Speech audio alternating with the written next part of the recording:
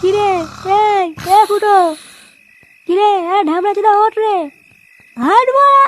আমার মারা দাদু মরে গেছি মারা, এইভাবে বেঁচে থেকে যায় নাকি মারা?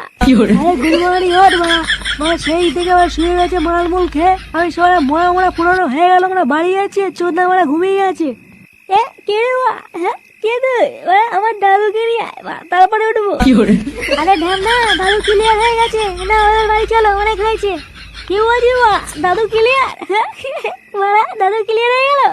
আরে ঢ্যামনা উঠে আয় ভাই, তোকে মারা পরের দিন থেকে আবার মাল খাওয়াবো, উঠে আয় উঠে আয়। এইসব পরে হবে মা, আগে বল রাতে কি হচ্ছে, মেনু কি?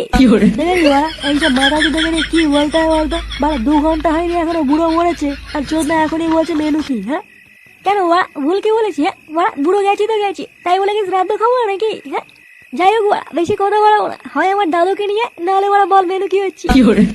ও বলতে না, এই মালটাকে তুলে নিয়ে চলো, নাহলে আজকের বাড়ি যাবে না।